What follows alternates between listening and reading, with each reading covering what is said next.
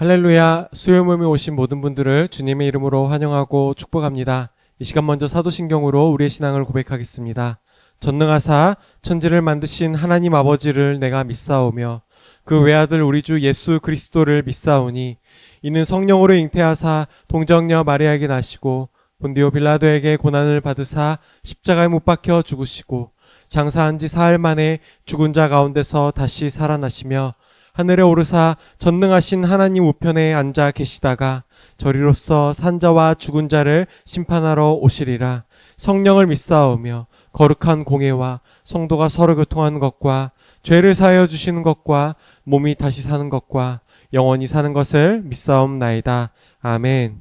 이 시간 우리 함께 찬양하기 원합니다. 찬양하실 때 십자가의 보혈로 우리를 살리시고 깨끗게 하신 그 예수님을 찬양하겠습니다.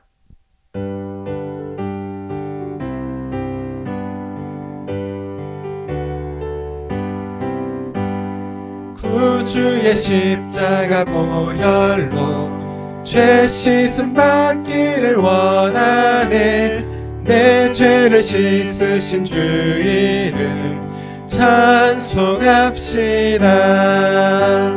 찬송합시다. 찬송합시다. 내 죄를 씻으신 주 이름 찬송합시다. 죄악을 속하여 주신 주 내 속에 들어와 계시네. 십자가 앞에서 주 이름 찬송합시다. 찬송합시다. 찬송합시다. 내 죄를 씻으신 주 이름 찬송합시다. 주 앞에 흐르는 생명수 날 씻어 정하게 하시네. 내 기쁜 정성을 다하여 찬송합시다. 찬송합시다. 찬송합시다. 내 죄를 씻으신 주 이름 찬송합시다. 찬송합시다. 찬송합시다. 내 죄를 씻으신 주 이름 찬송합시다. 아멘. 우리 죄를 씻으신 주님을 찬양합니다. 하나님의 외아들이신 예수님께서 우리를 위해 죽으셨습니다. 그 주님의 십자가 고난을 기억하며 함께 찬양하겠습니다.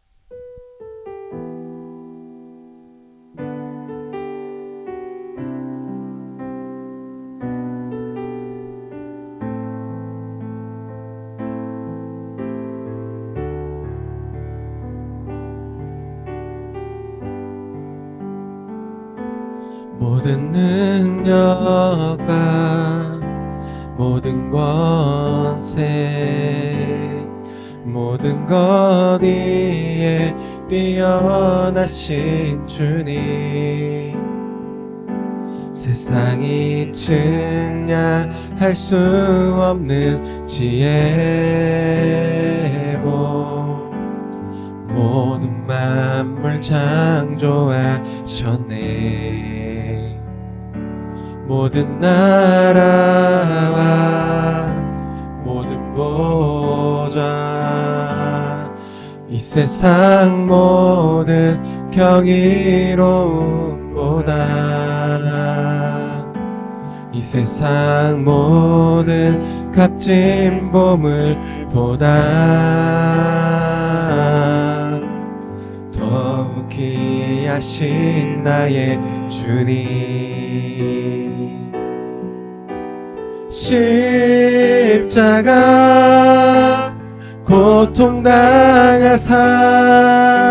버림받고 외면당하셨네. 짓밟힌 장미꽃처럼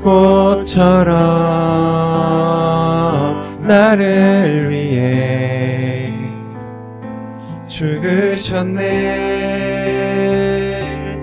나의 주 십자가 고통당하사 십자가 고통당하사 버림받고 외면당하셨네.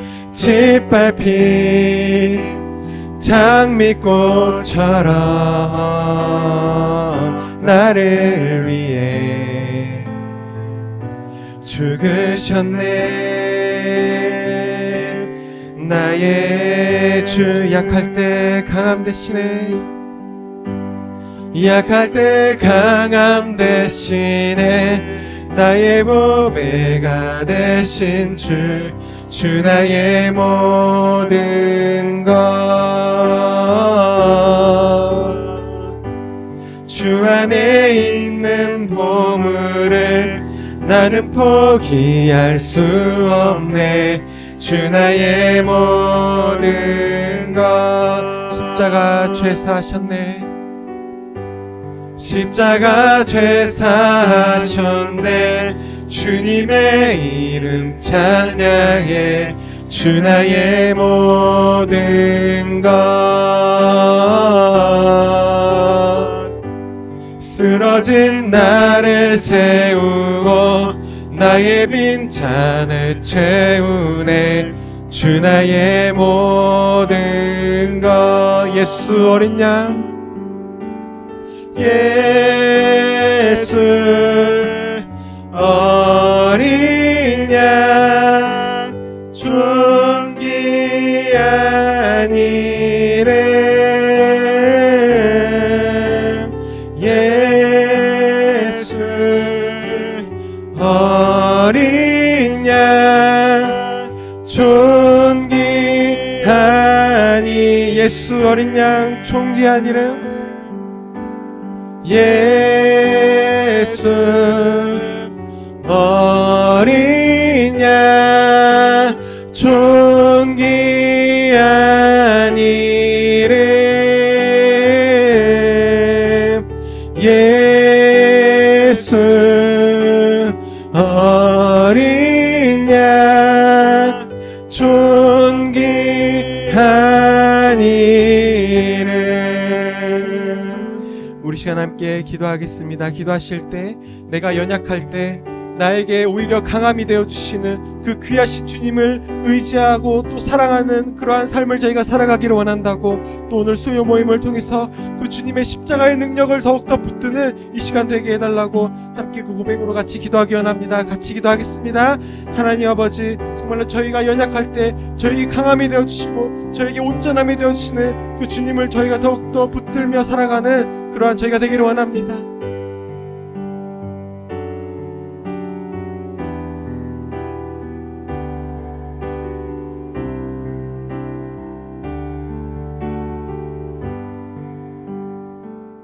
사랑하는 하나님 감사합니다. 오늘 저녁에 저희를 불러주셔서 이렇게 하나님 전에 나와 예배하고 찬양하고 기도하고 말씀 볼 수 있게 허락하여 주심을 감사드립니다.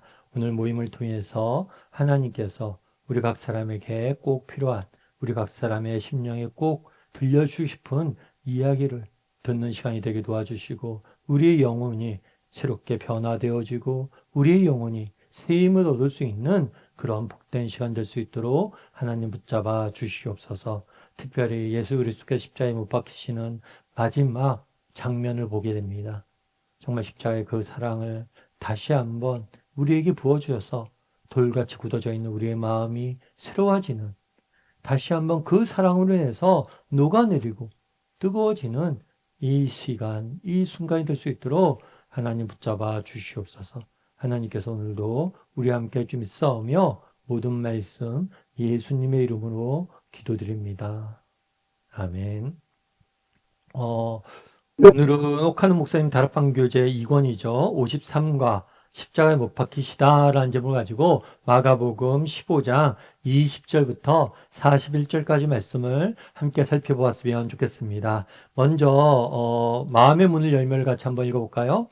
로마 군인들은 예수님을 로마 황제에게 반기를 들고 자신을 왕이라 주장한다 붙들린 반역자로 다루었다.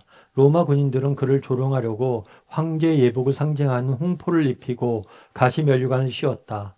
조롱을 마친 다음 그들은 원래의 옷으로 갈아입혀 예술 형장으로 끌고 나아갔다. 그리고 더 큰 인격적인 모욕을 주기 위해 두 강도와 함께 예수님을 십자가에 못 박았다. 비록 로마 군인들은 그를 세상의 구원자요 영원한 하나님 나라의 왕으로 보지 아니하였으나 주님은 자신의 죽음을 통해 자신을 모두 믿는 자에게 영원한 왕으로서 축복의 길을 열어놓으신 것이었다. 우리가 지난주 2주간 뭘 배웠냐면 예수님이 받으신 재판에 대해서 배웠어요. 예수님은 그날에 예수님이 잡히시던 체포된 때가 언제냐면 목요일 저녁이었어요. 목요일 밤이었어요. 이 목요일 밤부터 시작해서 금요일 새벽까지 예수님은 재판을 받으십니다. 재판을 받으시는데 두 번에 걸쳐서 재판을 받으세요. 첫 번째는 어디서 받았냐면 공회에서 재판을 받으십니다. 공회는 유대인들이 만든 최고 의결 기구예요. 그러니까 유대인들의 대법원이죠. 그런 다음에 빌라도 앞에 가서 재판을 받았어요. 빌라도는 누구예요? 로마인이죠. 이방인이에요. 유대인과 로마 이방인 두 사람들, 두 종류의 사람들 앞에서 재판을 받으신 거예요. 그리고 특별히 유대인들은 뭘로? 예수님을 신성 모독으로 사형을 언도했고 이방인들인 로마인들은 뭘로? 반란죄로 누명을 씌워서 예수님을 뭘 한 거예요? 사형을 선포한 거예요. 사실은 예수님은 무죄했죠. 이 두 가지에 대해서 무죄했어요. 이 두 가지가 무죄했다는 것을 그 자리에 모인 모든 사람이 알고 있었어요. 빌라도도 알고 있었고 유대인들도 알고 있었어요. 그럼에도 불구하고 시기와 질투와 좀 세상적인 욕심과 그런 정치적인 목적 때문에 뭘 한 거예요? 예수님에게 사형을 언도한 거. 그만큼 이 재판을 통해서 우리가 뭘 알 수가 있어요? 인간의 악함이죠. 인간의 완악함. 인간이 얼마나 완악한지. 정말 죄도 없는 사람을 죄의 수렁텅이로 몰아넣고 죽이게 되는 거죠. 그럼에도 불구하고 이 인간의 완악함을 보여주지만 동시에 여기서 뭘 보여줘요? 예수 그리스도의 사랑을 보여주는 거죠. 이런 악한 인간을 사랑하시고 끝까지 포기하지 않으시는 하나님의 마음을 우리가 느끼게 되는 거예요. 그럼 오늘은 뭘 배우냐? 이 재판받은 다음에 실제로 사형이 집행이 됩니다. 어떻게 예수님께서 십자가형을 받으시고 죽으셨는지에 대해서 오늘 우리가 배우게 되는 거예요. 1번 문제를 한번 같이 볼까요? 예수님이 로마 군인들에게 희롱을 당한 후 골고다에 이르기까지 있었던 일을 말해보라. 20절부터 23절은 이렇게 되어 있어요. 희롱을 다 한 후에 자색옷을 벗기고, 이게 무슨 얘기냐면 로마 군인들이 예수님을 십자가에 달리기 시기 전에, 십자가에 못 박기 전에 예수님을 때리고 채찍질하고 조롱을 합니다. 조롱한 것 중에 하나는 뭐냐면 예수님에게 자색옷을 입혔어요. 왜 입혔냐면 야, 너 왕이라며. 그 당시 왕은 자색옷을 입었거든요. 왕복이에요. 왕복을 입힌 다음에 때리면서 야, 너 왕인데 왜 이렇게 힘이 없어? 왜 이렇게 잡혀서 여기서 죽어가고 있어? 네가 왕이야? 이렇게 놀린 거죠. 그렇게 한참 놀리고 조롱하다가 이제 뭐가 됐어요? 십자가에 못 박힐 때가 되니까 그 옷을 벗겼어요. 벗기고 원래 예수님이 갖고 있던 옷을 입혔습니다. 그런 다음에 십자가에 못 박으려고 끌고 나아가니라 라고 되어 있어요. 그 당시에는 어떻게 되냐면 십자가형이 되면 십자가형을 받는 죄인들은 이 십자가형이 집행되는 장소까지 자기가 그 십자가를 끌고 가야 돼. 자기 십자가를 지고 가야 돼. 그래서 예수님도 그 재판 장소에서 사형장까지 십자가를 들고 끌고 가야 됐어요. 그런데 예수님께서 밤새 재판을 받으셨잖아요. 그리고 채찍질을 당하셨잖아요. 그래서 이 십자가를 혼자 힘으로 끌고 갈 수 없었어요. 그래서 어떤 일이 있었냐면 마침 알렉산드로와 루포의 아버지 구레네 사람인 시몬이 시골로부터 와서 지나가는데 그들이 그를 억지로 같이 가게 하여 예수의 십자가를 지우고라고 되어 있어요. 혼자 갈 수 없으니까 누굴가 대표냐면 구레네 시몬이 뭘 한 거예요? 이걸 대신 지고 갔어요. 근데 이 구레네라는 것은 지명 이름이에요. 북아프리카에 있는 지명 이름이에요. 그러니까 구레네라는 동네 사람인 시몬이 대신 지고 간 거죠. 이름도 굉장히 재밌어요. 시몬이에요, 시몬. 여러분, 예수님의 수제자는 누굽니까? 시몬 베드로죠. 어쩌면 이 자리에서 십자가를 대신 지고 가야 될 사람이 있다면, 예수님이 힘이 없어서 십자가를 대신 져야 된다면 누가 져야겠어요? 수제자였던 베드로가 대신 져줘야 되죠. 그런데 그 시몬의 자리는 뭐예요? 없죠. 비었어요. 떠났어요, 그가. 그가 떠나자 누가 또 다른 이름의 시몬이 그 자리를 채우고 있는 모습들을 보게 되는 거예요. 특별히 그런데 이 시몬은 예수님을 잘 몰랐던 것 같아요. 그래서 그에게 대해서 뭐라고요? 억지로 십자가를 졌다라고 이야기를 합니다. 억지로. 참 이게 재밌어요. 억지로. 사실 누가 좋아하겠어요? 여러분 만약에 갑자기 여러분들이 지나가고 있는데 갑자기 누가 와서 저희 죄수들 끌려가고 있으니까 당신이 죄수 저희까지 대신 하십시오 하면 누가 좋아하겠어요? 좋아하지 않죠. 억지로 그것들을 한 거예요. 그런데 이것도 대비되는 말이죠. 뭐와 대비돼요?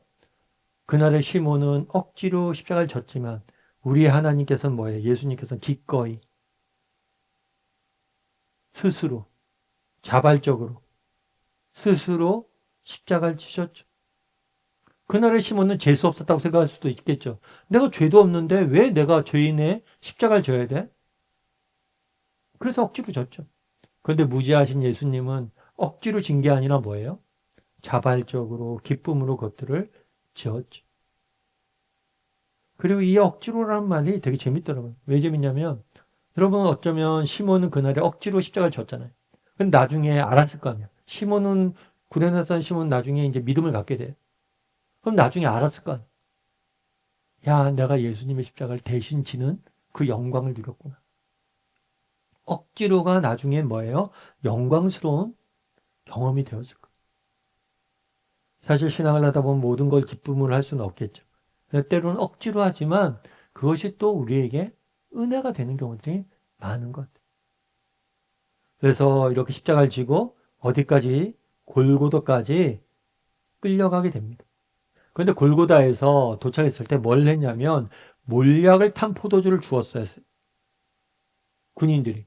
그런데 예수님은 받지 않았다라고 되어 있습니다. 그럼 몰약을 탄 포도주를 왜 주었는지 2번 문제를 통해서 살펴보죠. 2번 문제는 이렇게 되어 있어요. 주님이 십자가에 달리기 전에 사람들이 몰약을 탄 포도주를 권한 이유가 무엇이라고 생각하는가? 잠언에 보면 이렇게 되어 있어요. 독주는 죽게 된 자에게, 포도주는 마음을 근심한 자에게 줄지어다. 무슨 얘기냐면 우리 가끔 전쟁 영화나 이런 거 보면 있잖아요. 전쟁 영화나 이런 거 보면 전쟁 영화에서 부상을 당합니다. 부상을 당하는데 급하게 수술을 해야 돼요. 그랬을 때 마취제가 없잖아요. 마취제가 없을 땐 뭘로 대신해요? 알코올로 대신하는 거예요. 술 마셔서 잠시라도 그 고통을 잊게 하기 위해서. 그래서 독한 주는 죽게 된 자에게 줘라. 왜냐하면 죽음의 고통을 잠깐이라도 잊게 하기 위해서. 몰약을 탄 포도주는 일종의 마취제예요. 마취 효과가 있는 거예요. 그래서 그 고통을 좀 감하게 해주려고 그 몰약을 탄 포도주를 준 거죠. 그리고 포도주는 마음에 근심한 자에게 줄지어다 라고 되어 있어요. 이 마음에 근심하는 자에게 주라는 건 뭐냐면 마음에 걱정과 염려가 있어요. 그럼 뭐예요? 술을 쫙 마시면 어떻게 돼요? 이걸 잠시 잊잖아요. 잊고 잠깐 즐거울 수 있잖아요. 그렇게 잠시 잊고 즐거울 수 있도록 이렇게 포도주를 주라는 거죠. 사실은 이렇게 이것 때문에 술 먹는 거죠, 여러분들. 술 먹고 그러는데 근데 이게 문제가 뭐냐면 잠시 있는 거죠. 아무리 진탕 술 마시고 그런다고 그래도 현실은 변하지 않죠. 내일 똑같은 현실이 반복되죠. 그래서 내일 또 뭐 하는 거예요? 또 술 마시는 거죠. 잊으려고 잠시. 아무튼 포도주도 그런 역할을 했다는 거예요. 그런데 예수님께서는 뭘 하셨어요, 이걸요? 고통을, 이것들을 거절하셨어요. 왜 거절하셨냐는 거예요. 이 자기가 져야 될 이 고통, 고난을 외부의 힘에 의지해서 이겨내려고 하지 않고 온전히 스스로 모든 것을 감내하기를 원하셨던 거예요. 그래서 그 고통을 온전히 당하신 거죠. 누구 때문에? 우리 때문에. 3번 문제는 이렇게 되어 있습니다. 군병들이 예수님을 못 박은 후에 다음에 예수님의 옷을 제비 뽑아 나누었는데 이것은 시편에서 이미 예언한 사실이었다. 당신은 예언의 말씀과 정확하게 일치하는 이유를 놓고 성경에 대해 다시 한번 발견하는 진리는 무엇인가? 뭐라고 되냐면 십자가에 못 박은 다음에 옷을 나누었어요. 그러니까 그 당시에는 사형을 집행하잖아요. 사형을 집행하면 그 당시 사형을 집행했을 때 이 죄인이 갖고 있는 소유는 이 집행하는 사람들의 집행자의 몫이에요. 그래서 이들에게 그 권한이 있는 거예요. 특별히 당시에 당시에 재산이란 게 많지가 않잖아요. 그리고 특별히 범죄자의 재산이란 많지가 않잖아요. 그래서 옷은 그나마 재산 가치가 있었어요. 그래서 그 옷을 뭘 한 거예요? 제비 뽑아서 나눈 거예요. 누가 가질까 해서 이 제비 뽑아서 옷을 나누었다. 이 이야기를 적어 놓은 거예요. 그런데 이것도 마찬가지죠. 여러분, 그날에 예수님이 십자가 위에 죽어갑니다. 그런데 그 밑에 있는 군병들은 이 젊은이의 죽음에 관심이 없어요. 오직 뭐에만 관심이 있어요? 그들의 경제적인 이익. 야, 이 사람이 죽으면 내게 남는 경제적인 이익은 뭘까? 자기의 이익과 에만 관심을 갖고 있는 거예요. 이런 면에서 우리도 한번 점검해 봐야죠. 사실 세상 사는 게 쉽지가 않잖아요. 세상 사려면 정말 여러 가지 해야 될 일도 많고 돈도 벌어야 되고. 그런데 이런 것들에 우리가 뭘 해요? 집중하느라 정말 예수님의 십자가의 죽음에 대해서 또 예수님 베푸신 은혜에 대해서 우리가 외면하고 살아가고 있지는 않은지, 영적으로 우리가 둔감해져 있지는 않은지, 무뎌져 있지는 않은지, 정말 세상 일에 집중하느라 영적으로 둔감해져 있지는 않은지 점검해 봐야 된다고. 그런데 오늘 십자가에서 이제 군병들이 옷을 제비 뽑아 나눴어요. 그런데 이것들이 우연히 일어난 일이 아니에요. 이것들은 철저히 하나님이 계획하셨던 일이고 하나님이 예언하셨던 일. 여기 시편 보면 22장 18절 이렇게 됐어요. 내 겉옷을 나누며 내 속옷을 제비 뽑나이다 라고 되어 있어요. 실제로 예수님께서 겉옷이잖아요. 겉옷 같은 경우에는 재산 가치가 있어요. 그래서 4명이서 겉옷을 4등분해서 그 천 조각을, 그 천을 가졌어요. 그런데 속옷은 이렇게 나누기는 좀 애매했나 봐요. 그래서 속옷은 제비 뽑아서 한 명이 가졌어요. 이것을 시편 22편 18절에 정확히 예언해 둔 거예요. 예수님께서 이 땅에 오시기 수백 년 전에 이미 예수님께서 어떻게 죽을지, 죽을 때 어떤 일이 날지에 대해서 세밀하게 뭐란 거예요? 예언을 해둔 거예요. 그럼 여기서 알 수 있는 게 뭐냐? 하나님의 말씀은 뭐예요? 없어지지 않는 예언의 성취. 그러니까 성경은 하나님의 말씀임을 보여주는 거예요. 여러분, 인간이 쓴 글이라면, 세상 사람이 그러잖아요. 성경을 인간이 쓴 글이다. 인간이 쓴 글이라면 수백 년 뒤에 어떤 일이 일어날지 맞출 수 있겠습니까? 조선시대에 오늘 내게 일어날 일을 내가 어떻게 죽을지, 죽을 때 어떤 일이 일어날지 맞출 수 있겠냐? 이건 단순히 시대적인 조류를 이런 시대가 될 거다. 이렇게 예언한 게 아니에요. 구체적인 일들을 예언한 거. 이건 놀라운 거죠. 그래서 성경은 하나님의 말씀임을, 그리고 성경의 말씀 반드시 이루어짐을 오늘 본문을 통해서 우리는 알 수가 있는 거죠. 4번 문제 보면 이렇게 되어 있어요. 예수님이 못 박은 십자가 위에 붙은 죄패의 내용과 양쪽의 강도들을 세운 사실을 주목해보라. 이것은 실제로 무엇을 의미하는가?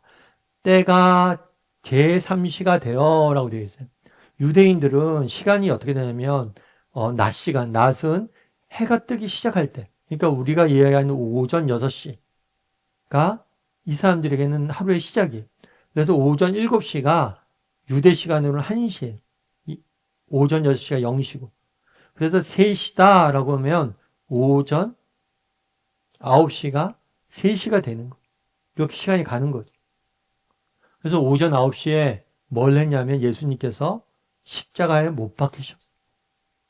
그래서 밤새 재판을 받으시고 사형장까지 끌고 가서 못 박힌 게 오전 9시. 그런데 오전 9시에 못을 박았는데 그 머리 위에 죄패를 썼어요. 이것은 그 당시 로마의 관습이 죄인이 죽을 때 죄인의 머리에 죄패를 써붙이게 돼 있어요. 그런데 그 죄패에 뭐라고 써붙였냐면 유대인의 왕이라고 써붙였어요. 이 유대인의 왕이라고 써붙인 이유는 뭐냐면 죄명이 그랬죠. 죄명이 뭐예요? 실제로 반란죄. 그런데 유대인의 왕이라고 하는 것은 그런데 반란죄라고 적지 않고 유대인의 왕이라고 적은 이유는 뭐냐면 조롱한 거예요. 야, 네가 유대인의 왕이야? 근데 유대인의 왕이 이렇게 비참한 모습으로 죽어? 이렇게 조롱한 거죠. 그런데 실제로 어쩌면 로마의 관습에 따라서 로마 사람들은, 군병들은 예수님을 조롱하기 위해서 유대의 왕이라고 적었을지 몰라요. 그런데 실제로 이 조롱이 실제로 예수님의 메시아 되심을, 진정한 왕 되심을 증명하고 있는 거예요. 예수님께서는 왜 십자가에 죽으셨습니까? 진정한 왕으로서 그 땅에 못 박히신 거예요. 세상의 왕들은 다스리지만 진정한 왕 되신 예수님은 자신의 백성을 위해서 모든 것을 아낌없이 내어 주시는 거죠. 그것들 명확히 증명하고 있는 거예요. 그래서 인간의 악을 통해서 선을 나타내시는 하나님의 모습을 보게 되는 거예요. 그런 다음에 강도들과 함께 예수님이 십자가에 못 박혔다라고 이야기를 해요. 그럼 이 사실이 주는 교훈은 무엇입니까? 그것은 뭐냐면 하나님은 무죄하잖아요. 예수님. 무죄한데 예수님께서 죄인의 자리에서 죄인을 대신해서 죽으셨음을, 예수님의 십자가의 의미에 대해서 사실은 내포하고 있는 거예요. 죄 없으신 예수님께서 뭘 하신 거예요? 죄인의 자리에 서서 대신 죽으셨음을 요 죽었다는 사실을 통해서 나타내고 있는 거죠. 5번 문제 같이 한번 읽어볼까요? 지나가는 자들과 십자가 주변에 몰려있는 사람들이 예수님을 향해 어떻게 하였는가? 만일 당신이 그 현장에 있었다면 어떻게 했을 것 같은가?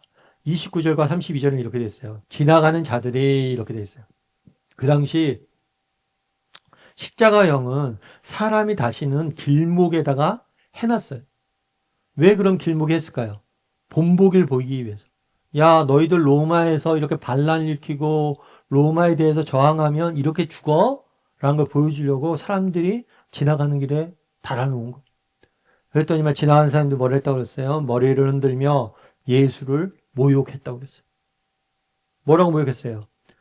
아하, 성전을 헐고 사흘 만에 짓는 자는 자여, 내가 너를 구원하여 십자가에 내려오라 라고 이야기한 거야. 야, 너 성전을 헐면 3일 만에 짓는다고 했다며. 근데 너 왜 이렇게 죽고 있어? 성전을 짓는 것처럼 성전을 뭐 당장 헐고 뭐 3일 만에 지을 처럼 능력이 많은 사람이 왜 거기서 거르고 있어? 라고 모욕하고 조롱한 거죠. 대제사장들도 마찬가지예요. 제자들도 석인감들과 함께 희롱하여 말하되 그가 남은 구원했을 때 자기는 구원할 수 없도다. 예수님께서는 메시아라고 이야기하시죠. 메시아는 구원자라는 뜻이에요. 야, 너가 메시아라며. 네가 구원자라며. 그런데 왜 너는 구원할 수 없어? 왜 자신을 는 구원 못해? 딴 사람들 구원하면서 딴 사람들은 죄와 사망에서 구원한다며 지가. 근데 왜 너는 죽음을 모면 못해? 이렇게 이야기한 거죠. 그러면서 이스라엘 사람들아, 이스라엘 왕 그리스도가 지금 십자가에서 내려와 우리를 보고 믿게 하라 라고 얘기해요. 야, 네가 진짜 그리스도라면, 메시아라면 십자가에 내려와 지금 당장. 그리고 그럼 우리가 믿어줄게. 이렇게 하면서 예수님을 조롱한 거예요. 그러면서 고린도전서 1장 22절에는 이렇게 돼 있어요. 유대인들은 표적을 구하고 헬라인들은 지혜를 구하나 우리는 십자가에 못 박힌 그리스도를 전하니 라고 돼 있어요. 유대인들은 표적을 구한다. 표적은 뭐냐면 기적을 구하는 거예요. 계속 그날도 마찬가지죠. 지나가는 유대인들이 뭘 한 거예요? 기적을 구한 거죠. 야, 너 메시아라며. 그런데 왜 십자가에 못 박혀 있어? 기적을 행해봐. 하늘의 천사들을 불러서 로마 군인들 없애고 네가 기적을 행해봐. 십자가에서 내려와봐. 이렇게 기적에 대해서 이 기적을 구하고 있어. 헬라인들은 그 당시 그리스인들은 철학을 사랑했잖아요. 그래서 진리, 지성, 이성 이런 것들로 이해할 수 있는 그런 진리들을 추구했다는 거죠. 그런데 그러니까 헬라인의 입장에서도 이해가 안 되는 거죠. 야, 네가 왕이라며. 네가 힘이 그렇게 세다며. 그런데 왜 죽음을 당하냐는 거예요. 이거 논리적으로 안 맞다는 거죠. 네가 왕인데 왜 죽어? 이거 논리적으로 안 맞다는 거죠. 그런데 우리가 전할 것은 뭐밖에 없다고요? 십자가에 못 박힌 그리스도밖에 없다. 그렇죠. 예수님이 기적을 못 보여줄 수 있어서 기적을 못 보여준 게 아니에요. 예수님이 정말 논리적으로 설명할 수 없어서 그렇게 하신 게 아니에요. 언제든지 십자가를 지지 않을 수 있었어요. 그런데 십자가에 왜 못 박히셨냐? 우리를 대신해서, 우리를 위해서 십자가에 못 박혔다는 거죠. 그러면 우리는 이 사람들처럼 반응을 보이지 않느냐? 우리는 괜찮냐? 라고 물은 거죠. 근데 우리도 유대인들처럼 표적을 구하고 있진 않아요? 당장 눈앞에 보이는 기적, 당장 눈앞에 보이는 것, 그런 것만 구하고 있지 않냐는 거. 우리도 그렇잖아요. 당장 눈앞에 보이는 현실, 당장 눈앞에 보이는 기도 응답, 당장 눈앞에 보이는 무엇만 혹시라도 구하고 있지 않냐. 그리고 또 우리도 헬라인들처럼 지혜를 구하고 있지 않아요? 당장의 세상의 논리, 세상의 논리로만 모든 것을 이해하려고 그러고 신앙마저도 세상의 논리로만 설명되어진 것들, 세상에서 받아들여지는 것들, 그런 것들만 인정하려고 그러고 있지 않냐는. 그래서 우리도 한번 정직히 점검을 해봐야 돼. 이들의 모습 속엔 나는 없는 것. 계속해서 저희가 말씀드리지만 성경을 읽을 때 남의 이야기로 읽으면 우리가 얻는 게 별로 없어요. 나의 이야기. 내게 주어진 것은 아닌가? 늘 돌아보고 점검해 봐야 되는 거예요. 6번 문제는 이렇게 되어 있어요. 마가복음에서는 예수님이 십자가에서 얼마 동안 고통을 당하셨는지를 정확하게 알려주고 있다. 다음 구절을 가지고 확인해 보라.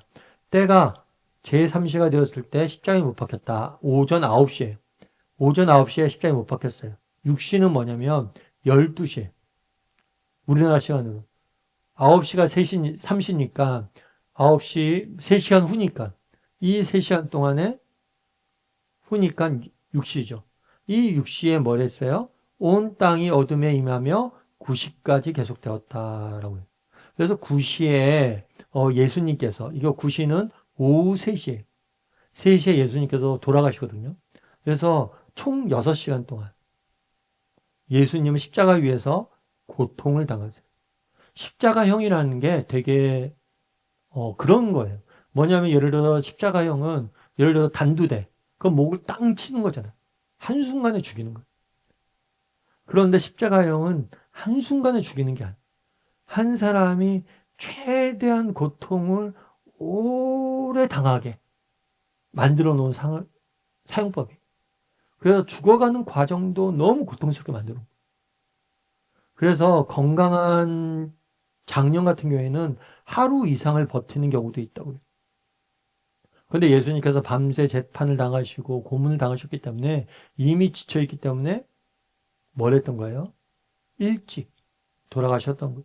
그리고 안식일이 안식일이 이제 시작될 때가 몇 시간 남지 않았기 때문에 창으로 옆을 찔러서 완전히 죽음을 확인하게 되죠. 그래서 6시간 고통을 당했어요. 그런데 12시가 됐을 때 온 땅이 어두워졌다고 그래요. 정말 유대인들이 기적을 구했죠. 그런데 실제로 기적이 일어난 거예요. 12시에 세상이 어두워졌어요. 3시까지. 이건 단순히 뭐 계기 일식이나 이런 현상이 아니었어요. 하나님의 기적. 그럼 왜 어둠을 임했을까요? 이 어둠은 죄와 악의 상징이죠. 그리고 하나님의 심판의 상징이죠. 여러분, 예수님이 사라진다면 정말 이 땅에 소망이 있습니까? 없습니까? 빛 대신 예수님의 죽음은 정말 더 이상 이 땅에 소망이 없다는 거. 죄와 악으로 온 세상이 가득 찼다는 거. 실제로 그렇죠. 그때 예수님을 죽이는 그 죽음의 현장은 정말 인간의 완악함의 절정, 죄와 악이 가득히 드러난 극치를 보여주는 현장이었어요. 뿐만 아니라 그 결과 그들은 심판받을 것임을 보여주는 거죠. 34절에는 굿이죠. 오후 9시, 9시면 오후 3시에 예수님께서 크게 소리 질렀어요. 뭐라고 소리를 질렀냐면 엘리 엘리 라마 사박다니 하시니, 이 엘리 엘리 라마 사박다니라는 건 아람어인데 그 뜻은 뭐냐면 나의 하나님 어찌하여 나를 버리셨나이까? 라고 말한 거. 그래서 엘리 엘리 라마 사박다니 라고 외친 거. 그런 다음에 37절은 뭐라고 되어 있어요? 큰 소리를 부르고 숨지시니라. 큰 소리를 지르고 했을 때 아마 이것은 다른 복음서에 의하면 다 이루었다 이렇게 선언하시고 죽으셨어요. 이 다루 이루었다라는 선언도 되게 재밌는 표현이에요. 이 표현은 뭐냐면 상업적인 용어로 속량, 값을 다 지불했다라는 거. 그리고 또 사명적 관점에서는 내게 주신 사명을 다 이루었다라는 의미. 그래서 예수님께서는 십자가에 죽기 전에 그냥 우연히 억울하게 죽으신 게 아니에요. 스스로 죽음을 선택하셨고 죄인의 죄값을 다 지불하기 위해서 죽으셨고 또 하나님이 주신 사명을 온전히 이루시고 죽으신 것. 그러면 엘리엘리 라마 사박다니에 대해서 조금 더 살펴보죠. 7번 문제 이렇게 되어 있습니다. 예수님이 십자가에 달려 있으면서 절규하신 34절의 내용의 말씀을 쉬운 말로 다시 정리해봐라. 그리고 왜 주님이 그렇게 외치셨는지 생각해보라. 내 하나님이여 내 하나님이여 어찌 나를 버리셨나이까? 어찌 나를 멀리하여 돕지 아니하셨으며 내 신음소리를 듣지 아니하니까? 라고 되어 있는데 시편 22편은 앞서 얘기했던 것처럼 메시아 고난시예요. 그래서 다윗이 나중에 메시아가 당하게 될 고난에 대해서 노래로 지어놓은 거예요. 근데 십자가 위에서 예수님께서 내 하나님이여 내 하나님이 어찌하여 나를 버리셨나이까 외칠 것이다 라고 예언을 수백 년 전에 했고 실제로 그렇게 외치셨어요. 그럼 왜 이렇게 외치셨냐는 거예요. 예수님은 하나님의 아들이에요. 그런데 지금 이 순간만큼은 내 하나님이라고 불러요. 다르게 말하면 그날에는 아들이 아니라 죄인의 입장에서, 아들이 아니라 죄인의 입장에서 하나님께 말한 거예요. 왜 나를 버리셨나이까? 그래서 성경에 보면 예수님이 십자가에서 고난을 당하셨다고 해요. 이 십자가는 첫 번째로 육체적 고통이 심각한 현장입니다. 뿐만 아니라 이 십자가는 정신적 고통이 심각한 현장입니다. 그래서 이 수치심, 그날에 예수님을 발가벗겨서 매달렸거든요. 수치스러운 거죠. 옷도 완전히 벗겨서 하루 종일 사람들한테 조롱당하고 놀림당하고 그렇게 둔 걸, 방치해 둔 걸. 뿐만 아니라 가장 중요한 고통은 뭐냐면 육체적 고통. 그러니까 십자가 위에서 예수님 죽으셨잖아요. 근데 십자가에서 죽은 예수님보다 더 비참하게 죽은 사람들도 많아요. 그리고 더 정신적인 고통을 당하다 죽은 사람들도 많아요. 그런데 십자가에서 가장 중요한 고통의 본질은 뭐냐? 그것은 영적인 고통이. 그건 뭐예요? 하나님 앞에서 완전히 버림받는 거. 예수님께서는 그날에 하나님 앞에서 완전히 버림받으셨어요. 다르게 말하면 하나님의 진노, 하나님의 심판, 죄인을 향하신 하나님의 심판, 죄인을 향하신 하나님의 진노를 온전히 대신 감당했어요. 다르게 말하면 이렇게 될 수 있어요. 그날에 예수님께서 이렇게 했잖아요. 내 하나님이여 내 하나님이 어찌하여 나를 버리셨나이까. 어쩌면 이 말은 언젠가 우리가 지옥문 앞에서 우리가 외쳐야 될 말이에요. 그리고 지옥에 들어간 모든 사람들이 외치는 말이에요. 하나님이여 하나님이여 왜 나를 버리셨나이까. 십자가는 단순히 육체적 고통, 정신적 고통 이 문제가 아니에요. 본질적으로 영적인 고통. 다르게 말하면 하나님의 진노와 하나님의 심판을 대신 받으신 거예요. 우리를 대신. 여러분, 우리는 하나님에 대해서, 사랑의 하나님에 대해서 많이 배웠습니다. 그래서 하나님의 진노, 하나님의 심판, 이런 것들에 대해서 우리가 얼마나 무서운 일인지 몰라요. 그런데 언젠가 우리가 진짜 죄의 지옥 문 앞에 서서 정말 더 이상 어디 하나도 소망이 없는 그 상황이 됐을 때, 물론 우리는 믿기 때문에 그 상황을 경험하진 않겠죠. 그런데 정말 지옥 문 앞에서 외쳐야 될 죄인의 외침을 예수님께서는 대신 외치신 거예요. 그러면 8번 문제는 이렇게 되어 있죠. 예수님이 우리를 대신해서 하나님으로부터 버림받은 저주의 몸이 되신 것을 보고 각자 깨달은 것이나 느낀 점이 있다면 나누어 보라. 당신은 우리를 위해 죽으신 그 은혜가 얼마나 뜨겁게 전달되고 있는가. 그래서 한번 여러분 나눠보세요. 당신은 예수님께서 우리를 죽으셨다는 그 사실로 인해서 어떤 은혜를 누리고 있는지. 사실 오늘날은 한번 좀 각자 좀 나눠봤으면 좋겠어요. 이건 각자 이야기를 좀 나누고 또 느낀 점에 대해서 이야기하면서 조금 서로 배울 수 있는 점도 있었으면 좋겠습니다. 정말 우리가 너무 그럴 수 있죠. 십자가에 대해서 우리가 너무 자주 들었기 때문에 정말 이 부분에 대해서 뭐라 그럴까 마음이 조금 별다른 게 없어요. 별다른 감정이 없어요. 이런 마음이 들 수가 있습니다. 그럼에도 불구하고 정말 그래서 우리가 이런 걸 배워야 돼요. 우리가 익숙함에 속아서 소중한 것의 가치를 정말 모르고 살아가는 게 너무 많기 때문에. 그래서 이 시간을 통해서 다시 한번 말씀을 보면서 점검을 해봐야 돼요. 예전에 옥하는 목사님이 한 번은 그런 말씀 하셨어요. 옥 목사님께서 이제 뭐라고 그러냐면 이 십자가라는 게 되게 재밌어요. 옥 목사님 이제 은퇴하신 다음에 이제 은퇴하기 전에는 계속해서 설교를 하셨죠. 산악교회 강단 성도를 하셨는데 은퇴한 다음에는 설교를 안 하셨어요. 1년에 한두 번 하셨어요. 근데 한 번, 1년에 한두 번 이렇게 설교하실 때 한 번은 십자가를 바라보라 라는 제목을 가지고 설교를 한 번 하셨어요. 근데 그런 얘기를 하시더라고요. 내가 30년 동안 십자가에 대해서 가르쳤는데 그리고 또 30년 동안 십자가에 대해 설교했는데 아직도 십자가에 대해서 잘 모르겠다.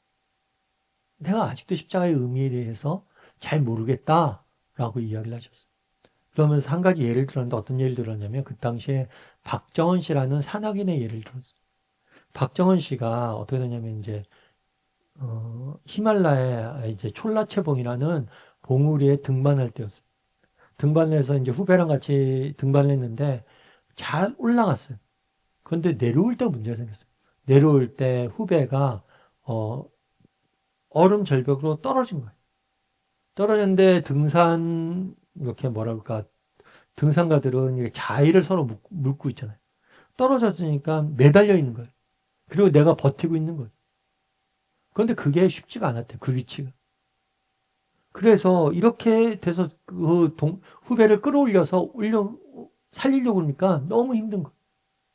그리고 실제로 그렇게 위태로운 상황이 되면 자의를 잘라서 혼자 사는 경우들이 많다고 그래요. 실제로 이 박정원 씨가 죽었던 그 자리에 동일한 장소에서 동일한 사건이 발생한 적이 있어요. 수십 년 전에. 그때는 세계적인 산악인이 동일한 일을 경험한 거예요. 근데 그 산악인은 그 자의를 자르고 혼자 살아서 왔어요. 근데 밑에 매달려 있던 사람이 누구냐면 동생이. 비록 내 진짜 동생, 친동생이지만 자를 수밖에 없는 게 또 그 현실인 거예요. 그런데 이 박정원 씨는 자의를 자르지 않았어요. 그리고 끝까지 이 사람을 붙들고 살려서 돌아왔어요. 그런데 그러는 바람에 원래 계획한 날짜보다 9일이나 늦게 온 거예요. 그래서 그렇게 해서 막 대단한 사랑이다라고 대서특필되고 막 사람들 주목받고 그랬죠. 그런데 이 박정원 씨가 이 후배를 살리려고 왔잖아요. 그러다 보니까 오랫동안 그렇게 고생을 하다 보니까 손발이 다 동상이 걸렸어요. 그리고 손가락이랑 발가락을 다 잘라야만 했어요. 여러분, 산악인이 손가락이 없어지면 이제 산에 살 수 있습니까? 없어요. 후배는 살렸지만 자신의 인생은 다 이제 끝난 거죠. 그 이야기를 쭉 하면서 옥 목사님이 그런 얘기를 하더라고요. 나라면 어떻게 했을까? 나라면 후배를 살리기 위해서 내 인생을 벌릴 수 있었을까? 그리고 내 아들이 그러고 왔다면 내가 잘했다고 칭찬할 수 있었을까? 여러분, 우리는 누군가를 대신해서 죽었다. 예수님이 우리를 대신해 죽었다. 그러면 그런가 보다라고 생각한다는 거예요. 그런데 이게 과연 가능한 일인가? 한번 이야기를 나눠보세요. 이 십자가의 죽음에 대해서. 한번 묵상한 내용들이나 그런 애들을 한번 나눠보면 좋을 것 같아요. 그리고 중요한 건 우리가 너무 익숙함에 속으면 안 된다는 겁니다. 그거 문제 이렇게 되어 있습니다. 예수님 운명하시자마자 무슨 일이 있었는가? 그 의미는 무엇이며 이것이 우리에게 가져다 준 특권과 축복은 무엇이냐? 예수님이 죽었을 때 성소 휘장이 위로부터 아래로 뭐 했다고 그랬어요? 찢겨져 둘이 되었다라고 이야기를 합니다. 이 성소, 이 예수님의 하나님의 성전에는 성소가 있습니다. 이 성소는 하나님이 거하시는 장소라고 알려져 있어요. 그런데 이 성소는 또다시 지성소와 일반 성소로 구분이 됩니다. 특별히 이 지성소 같은 경우에는 하나님의 언약궤가 있는 거예요. 이 언약궤는 뭐냐면 하나님의 임재하시는 곳이라고 해요. 그래서 이 지성소는 거룩한 곳이에요. 하나님이 임재하신 곳이기 때문에. 그래서 함부로 아무나 들어갈 수가 없어요. 오직 대제사장만이 1년에 한 번 들어갈 수가 있어요. 그리고 제단에 들어갈 때 뭐라 하냐면 바위에, 발에다가 방울을 달고 들어가요. 그래서 계속해서 방울 소리가 들리면 대제사장이 살아있는 거죠. 그런데 만약에 대제사장이 거룩한 하나님 장소에 들어가는데 정결하지 못한 죄를 짓는다든가 어떤 그런 문제가 있다. 그럼 하나님 앞에서 죽게 돼 있어요. 그러면 방울과 함께 줄을 매달아놔요. 그럼 대제사장을 줄로 그냥 당겨서 끌고 나오는 거예요. 그만큼 이 지성소는 거룩한 하나님의 땅으로서 아무나 하나님한테 들어갈 수 없는 거예요. 이건 마찬가지예요. 하나님은 누구세요? 완벽한 선한 하나님. 그 하나님 앞에 죄인 인간이 나갈 수가 없어요. 실제로 동굴 속에 오랫동안 있다가 햇볕을 보면 어떻게 됩니까? 눈을 상하잖아요. 마찬가지로 빛 대신 하나님 앞에 어둠인 인간이 나갈 수가 없는 거예요. 그런데 이 성소와 지성소를 맡고 있는 게 뭐냐면 휘장이에요. 이 휘장이 예수님이 죽으셨을 때 뭐란 거예요? 찢어진 거예요. 특별히 위에서부터 아래로. 인간의 실수로 인간이 자른 게 아니에요. 위에서부터 아래로 하나님이 직접 찢으신 거예요. 왜 찢었어요? 이제 휘장이 필요 없다는 거예요. 이제 언제든지 예수님을 믿기만 하면 언제든지 하나님 앞에 나아가 기도하고 하나님을 만나고 예배할 수 있는 특권이 우리에게 얻어진 거죠. 그래서 히브리서 10장 19절부터 20절 이렇게 되어 있어요. 그러므로 형제들아 우리가 예수님의 피를 힘입어 성소에 들어갈 담력을 용기를 얻었나니 그 길은 우리를 위하여 휘장 가운데로 열어놓으신 새로운 길이요 휘장은 곧 그의 육체니라. 예수 그리스도가 죽으시면서 몸이 찢기면서 휘장도 이렇게 찢겨지고 정말 예수 그리스도의 이름으로 우리는 언제든지 뭘 한 거예요? 하나님 앞에 나아가게 되는 거예요. 그래서 우리는 자리바꿈이라고 그러죠.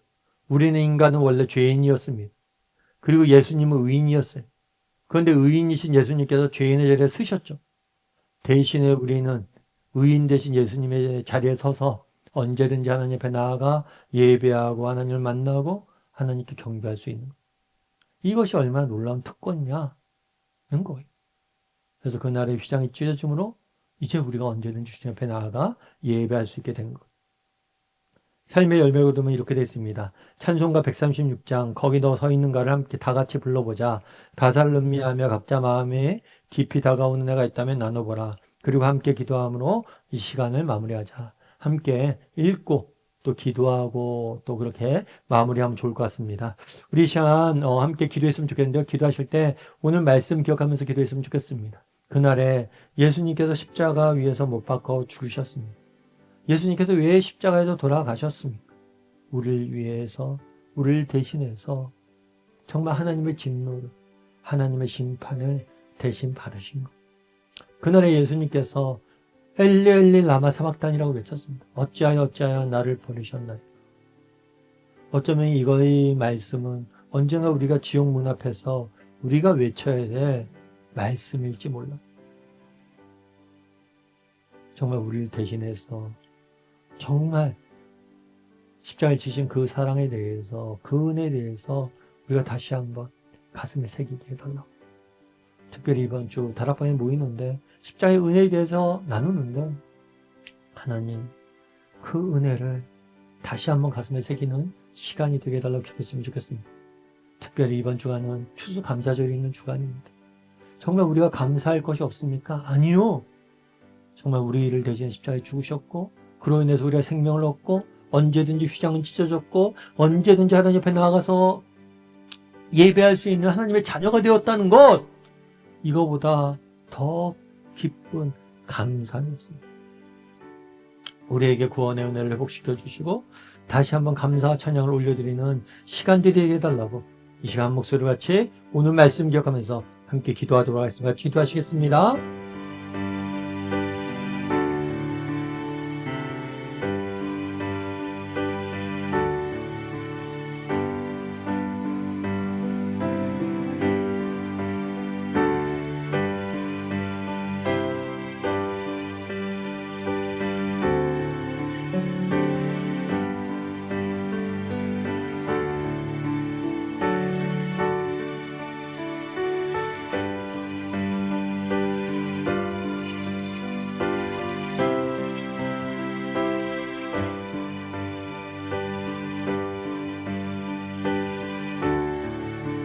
사랑의 하나님, 정말 오늘 십자가의 사랑에 대해서, 십자가의 고난에 대해서 우리가 함께 묵상해 보았습니다.